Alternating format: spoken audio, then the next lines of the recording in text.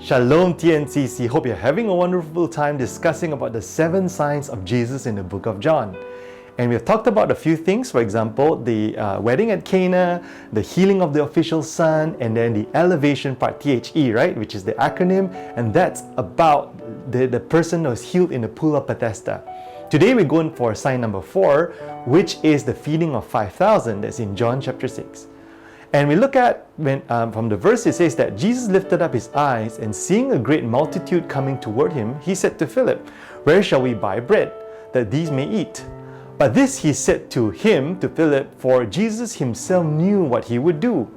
Now, if I was to go through a test with God, my average test results with God would be like the Red Sea.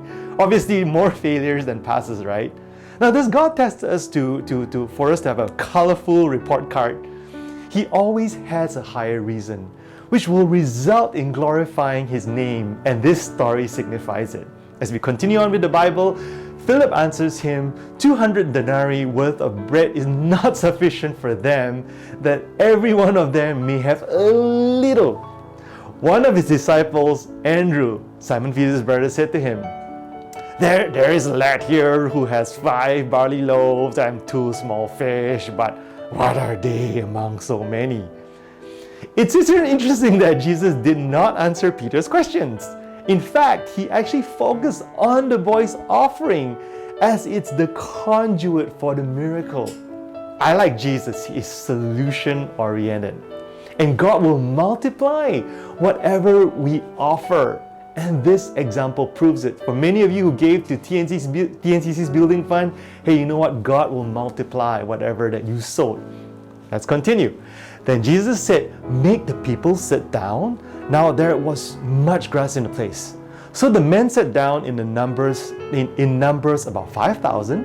And Jesus took the loaves, and when he had given thanks, he distributed them to the disciples, and the disciples to those sitting down.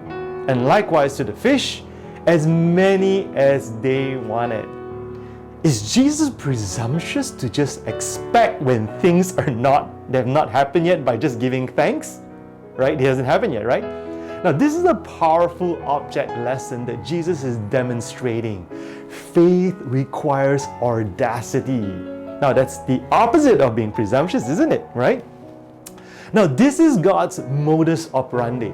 At creation, it was only darkness, if you remember that back in Genesis.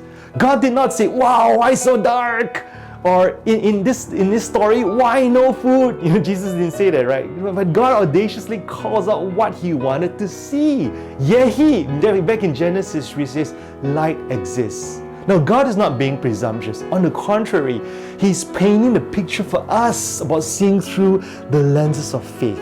I love to use the term God of already, because through Jesus, God has already given us all things freely. Romans 8:32, my wedding verses, I call it.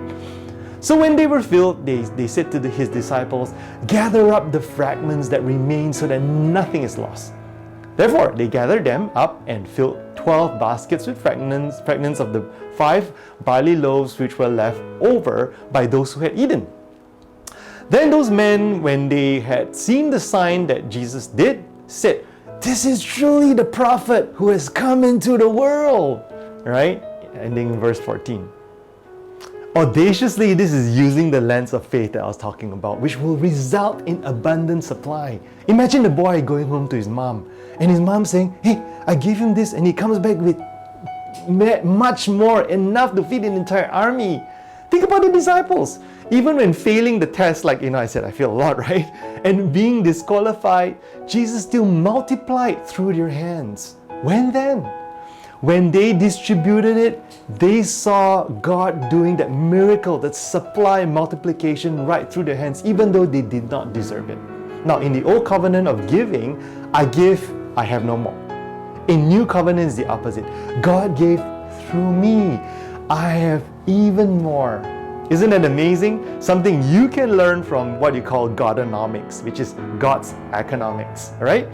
Now let's go to the discussion.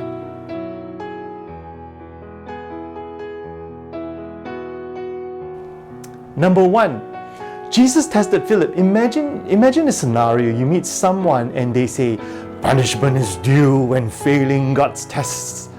In this story, how does God's testing prove His grace? Number 2, how can we represent Jesus' example of abundance in contrast to a world of widespread lack? That's what we understand by economics, right?